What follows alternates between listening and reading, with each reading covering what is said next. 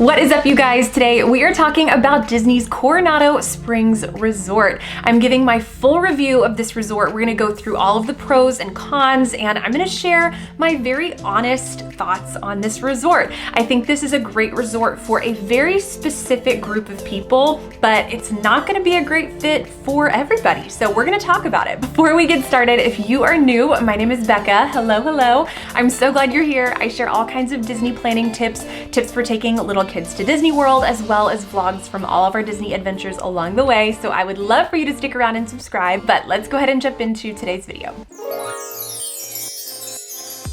Okay, a little bit about this resort first, and then we'll jump into the pros and cons and really get into it. But Coronado Springs is a moderate resort at Walt Disney World. It's a blend of Spanish, Mexican, and Southwest American cultures. It's also a convention resort, which we are gonna talk a lot about here in just a little bit. But I think because it's a convention resort, it has more of an adult feel to it, more so than the other moderate resorts. And as for location, you'll see this resort categorized in the Animal Kingdom area, but when you look at it on a map, in my opinion, I think it's pretty centrally located to all of the Disney parks. And yes, while it's very close to Animal Kingdom, you're really not that far from the other parks as well. But let's go ahead and jump into all of the pros. Those are way more fun to start with than the cons. So let's start with pro number one. Pro number one is the rooms. These rooms are beautiful, and they were semi-recently renovated in 2018. I don't know if that's semi-recently, but you also have the rooms over in Grand Destino Tower, which we'll talk more about the tower too.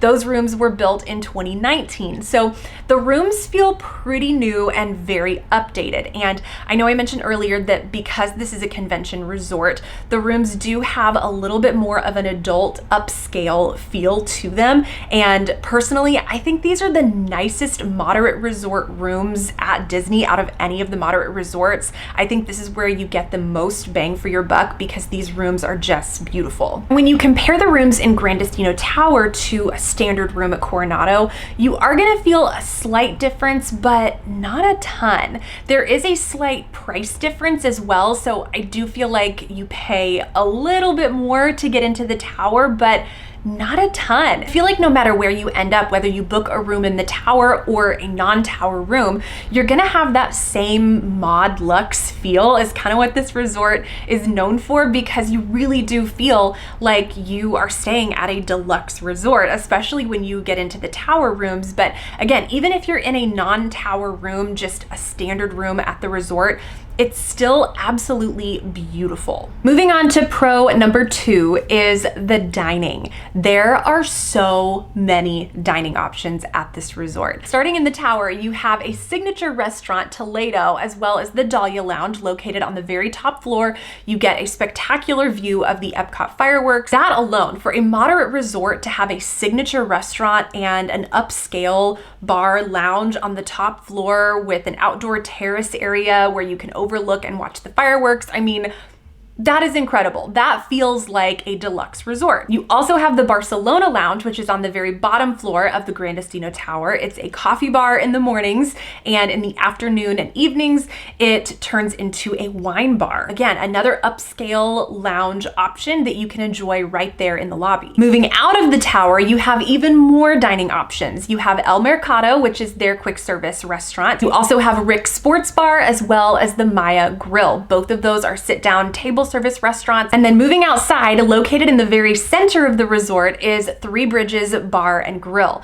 This is actually one of the best bar and grill dining options at Walt Disney World, in my opinion. But the reason I don't think it gets talked about enough is because Coronado feels a little more out of the way. And so it's a little more difficult to get to. I don't think it gets the love that it truly deserves. But lastly, you have Siesta Cantina, which is the pool bar and also a quick service location. Obviously, there is a lot going on here for dining. If you plan on spending a lot of your time at the resort, this is a great option because you don't have to leave Coronado to experience really whatever you're looking for. If you want the signature dinner, if you want quick service breakfast, if you want to hang out at a lounge, like whatever you're looking for, Coronado has it, which I think is amazing. And again, this is the only moderate resort that offers a signature restaurant as well as this many dining options in general. So if your family appreciates a variety of dining options, this might be a really great resort for you. Pro number 3 is that this is the only moderate resort that offers club level or concierge level, whichever you want to call it. Basically, this is an upgraded room category that you can book directly on the Disney website. So if you go to the website as if you're going to book a regular room at Coronado, scroll all the way down to the bottom to the tower rooms, and you'll see a room category that says tower room. It'll have a little dash and say club access. That room is going to give you access to the Kronos Club, which offers breakfast, snacks, dinner, and desserts. And that is all included with the room category that you have booked. You'll scan your magic band to get into this lounge, and you also have access to your own private concierge staff, which is really incredible. When you price out club level at the deluxe resorts, depending on the time of year, of course, you are looking at a minimum of $800 per night, upwards of $1,200, $1,300 per night, depending on the room category. I know there's a lot of factors here, but anywhere from $800 to $1,300 per night for a club level room at these deluxe resorts.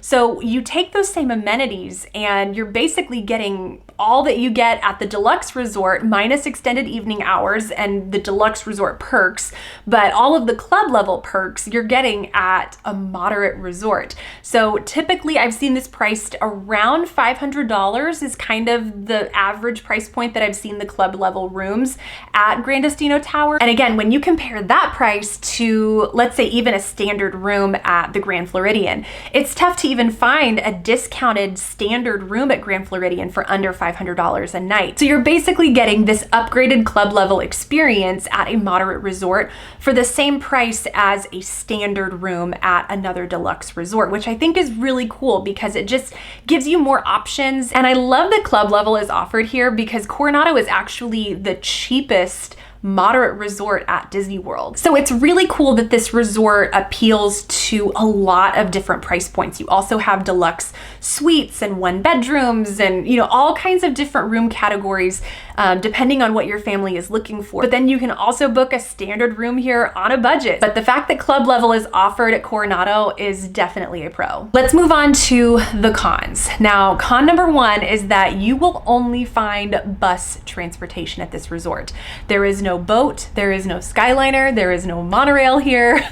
You can only take a bus wherever you are wanting to go. On top of it only being bus transportation here, you're also going to have multiple bus stops around the resort. So depending on where you're located, it could take a little while to actually leave the resort or to get back to your room coming back from the park, again, depending on where you're located. So on our most recent trip, we stayed in the Gran Destino Tower, which was great leaving the resort because you are the last stop. But returning from the park, we had 3 bus stops before Gran Destino. So first we stopped at Casitas, then we stopped at the Ranchos bus stop, then Cabanas, then it makes its way to the Gran Destino Tower last. That does add travel time to your bus ride, again, depending on where you're located in the resort and depending on what pickup stop you are. And one thing I found when we were leaving the resort first thing in the morning from the Gran Destino Tower bus stop was when our Magic Kingdom bus got to us, it had already picked up all of those people waiting to go to Magic Kingdom at all those other bus stops.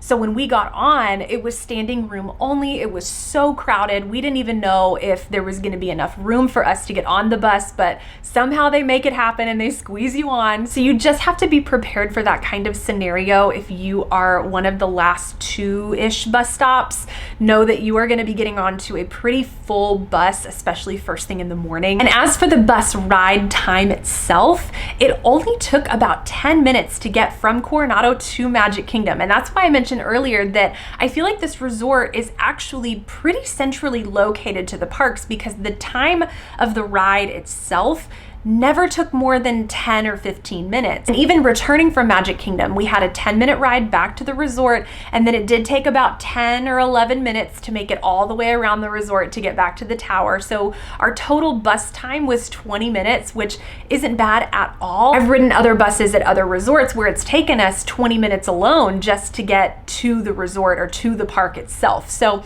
I don't think the bus ride time is actually that bad, but it's just the limited transportation option that is the biggest con here, I think, and making all of those stops and just the size of the resort itself, and there's no other option. So if you're a family with a stroller or you have multiple little kids and you're coming and going from this resort multiple times a day, if you come back for nap time, that bus ride might get old really quick if you're staying at Coronado for a full week, but bus transportation here, definitely a con. Con number 2 is the pool. And it's funny because I feel like a lot of people will share about how the pool is one of the biggest pros of this resort, but I completely disagree. I feel like the pool is awful here. And while you do have a really fun slide, I think the theming is just okay. And it feels like a rec center pool. Like it feels like a pool that I could go to down the street here in Middle Tennessee.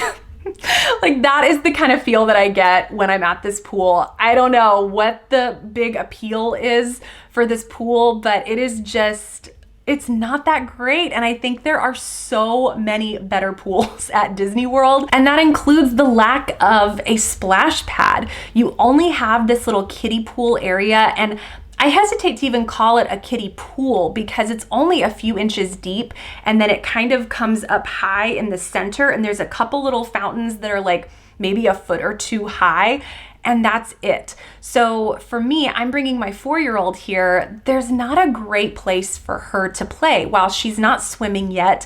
And we walked into this little kiddie pool area, and I think it's a great place for babies and little toddlers. The first time I took my daughter here, she was 14 months old, and it was great because I could just set her down in the middle of this, and this tiny little fountain would pop up, and you know, it was shorter than her at 14 months old. So it was perfect for her to play with, and I could set her there and she could splash in water that was an inch or two deep, and you know, it was great.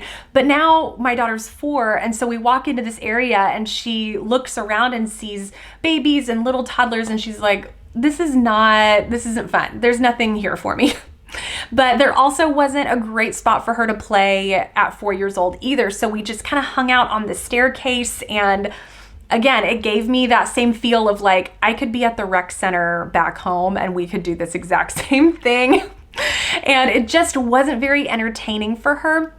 So I do feel like if you are a family who's going to be spending a lot of time at the pool and you really value that pool day, I feel like you might be disappointed at Coronado, especially if you have little kids that are in that in-between stage of they're not babies anymore, but they're not swimming quite yet. They're not wanting to go down the giant slide yet. You know, there's not a great option for that age range. And with this being the main feature pool, I feel like it should offer something a little bit more. In each of the sections, you do have additional smaller quiet pools, but those are even gonna be more basic than the feature pool. So to me, I feel like the feature pool here is a huge disappointment. I think for this resort feeling like it should be on a more deluxe, like a mod luxe level. You have all of the dining, like there's a lot going on here, but the pool just doesn't really match up with where I feel like the rest of the resort is, if that makes sense. So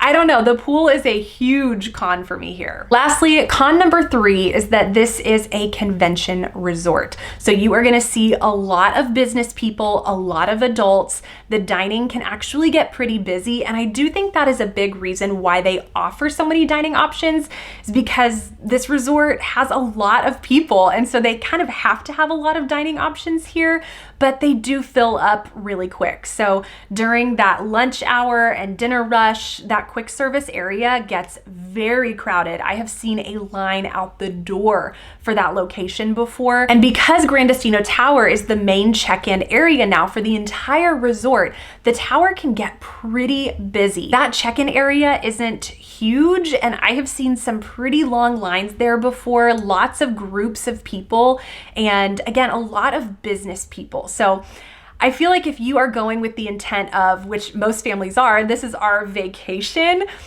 you know, and you're gonna see a lot of people working around this resort. There's a lot of different workspaces, people on laptops, people in business attire.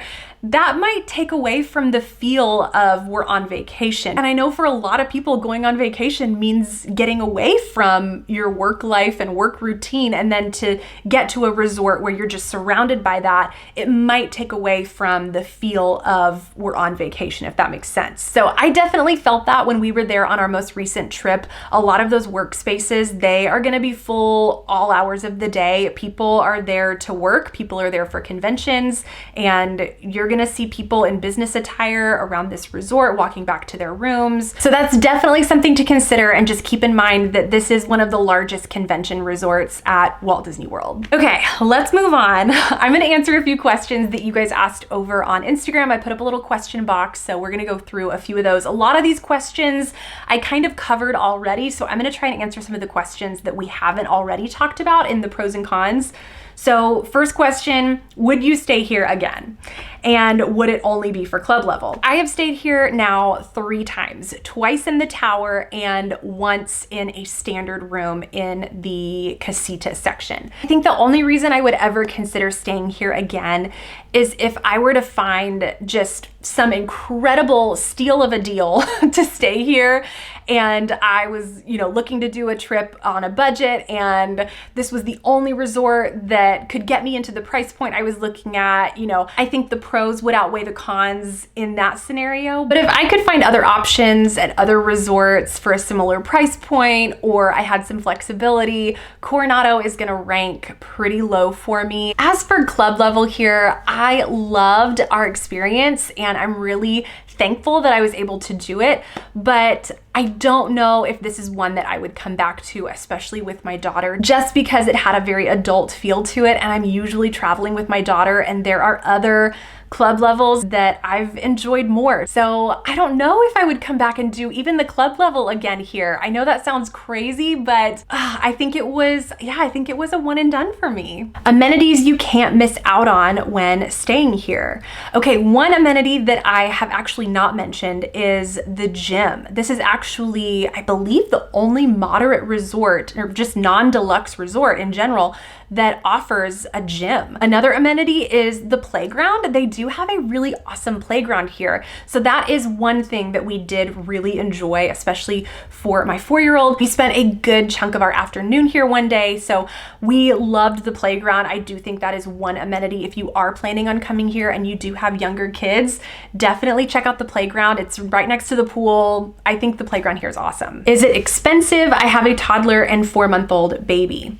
Okay, so I actually took some screenshots of all of the different room types and price points so you could kind of have an idea. I just pulled a random night in June just because I feel like summer is kind of that moderate time to travel. So for a standard non-tower room, just standard view room, $193.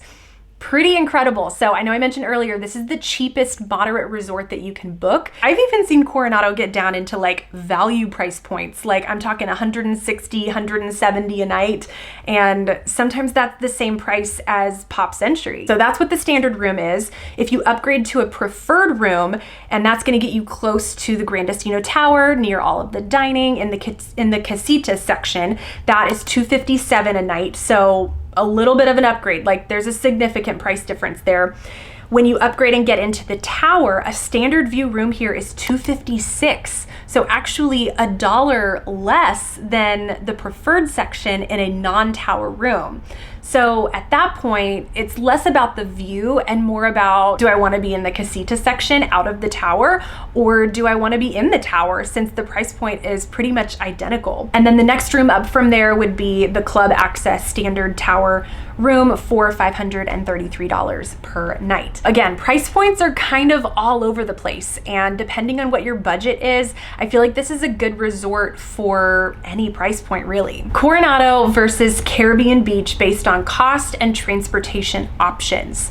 So you are gonna pay a little bit more to stay at Caribbean Beach, but I feel like you're also getting more to stay there because you're right on the Skyliner. So you have really easy access to Epcot and Hollywood Studios, but then you have bus access to Magic Kingdom and Animal Kingdom. But that basically cuts your bus time in half when you stay at Caribbean Beach. So while you kind of have the same resort layout where it's one big circle, you have all these different sections around the resort with one main check-in area, you know, it kind of has that same feel to it, just totally different theming, of course. When you're comparing it cost-wise and you factor in transportation, I feel like that's pretty much what you are paying to upgrade for, is to be on the Skyliner. But when you're comparing the cost and transportation between those two resorts, I feel like the upgrade in price point at Caribbean Beach, it reflects being on the Skyliner. And so that's really what you are paying for, is to have easier access to the parks as compared to bus access to all 4 of the parks at Coronado. So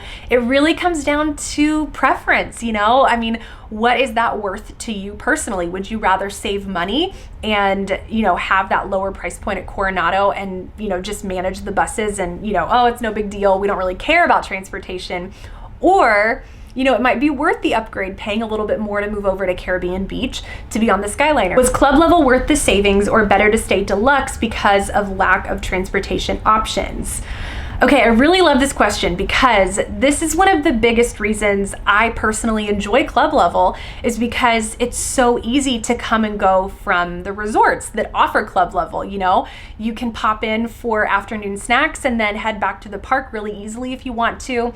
And if you want to come back for that dinner hour, go right back to the park. You know, we recently did club level at Beach Club. And so it was really nice. While we waited on our room to be ready, we went and hung out at Epcot for an hour or two, and then our room was ready and the snack hour came and we walked right back over to the resort, grabbed a bite to eat, went back to the park. You know, it was really easy to come and go.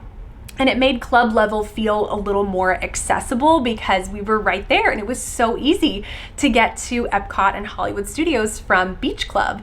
But at Coronado, I really had to coordinate my day a little bit differently because, you know, it's more of a time commitment to wait on a bus and have that bus ride to and from the resort. So I had to just structure our day a little bit differently. I do feel like that is one of the cons of going the club level route at Coronado. Granted, the price point is way less, so it makes sense. You know, you don't have easy access to any of the parks, but I think if you are gonna upgrade to club level at Coronado, just know that you may have to structure your day a little bit differently than if you were staying club level at Polynesian, you know, where you could come and go from Magic Kingdom really easily. So I do think that is one of the reasons that is playing into why I personally probably won't do the Kronos Club at Coronado again. You know, I loved my experience. I'm glad I got to experience it, but I think there are other better club level options. How far is the walk from the pool to the tower? I would say it was about a 7-minute walk, maybe. So not super far, but also not super close. You know what I mean? So I do wish there was a pool dedicated to the tower. That would be really incredible, but the closest pool is gonna be that main feature pool. Okay, last question. How does the size of this resort compare to Port Orleans Riverside? I believe Riverside is larger, like acre-wise. I think room size, they do offer a similar room number, if that makes sense, but that does include the new Grandestino Tower rooms. So you're condensing a lot of the rooms into a smaller location. So I think that's why Riverside is still larger, even though they have a similar room count. But when it comes to the size of the resort, I do think Riverside and Caribbean Beach are the largest moderate resorts, and then it'll be Coronado, and then of course French Quarter is the smallest moderate resort. So it does fall in the middle size-wise, even though the room count seems really high. Keep in mind that that includes the Grandestino Tower rooms now. I think the rest of these questions I answered. I hope this was helpful. If you are considering Coronado, I do think this is gonna be a great resort for couples. I loved staying here when it was just me and my husband and we were looking for more of an adult escape. There are less kids here, again, because it's a convention resort. it's geared more towards adults, you know? So that's what you're gonna find here. So I think for couples, it's great. Solo travelers, this is a great resort. You're not having to break down strollers getting on and off buses. So bus transportation may not feel as much of a hassle as it does for families with little kids. But if you're a family with young kids, I do feel like there are other resorts, value, moderate, deluxe, no matter the category, that are gonna be a better fit. And again, that's just my personal opinion. I know there are a lot of families who love bringing their kids here. So don't feel like you can't bring your kids here, even though it is a convention resort. There's lounges and more upscale dining here, and it feels a little more deluxe and adult. While you will see less kids, there are still plenty of young families who stay here. So obviously it's Disney. Little kids are welcome everywhere, so don't feel like you can't bring your little kids here. We still had a fantastic time when I brought my 4-year-old and we stayed in the tower. We loved it. It was beautiful, but there are other resorts that moving forward that are gonna be a better fit for our personal preferences and that check the boxes for our priorities and what's important to us. So I hope this was helpful. Let me know down below in the comments if you have any other questions about this resort. I would love to keep chatting with you, but that is it for today. Thank you so much for watching, and I will see you in my next one. Bye, guys.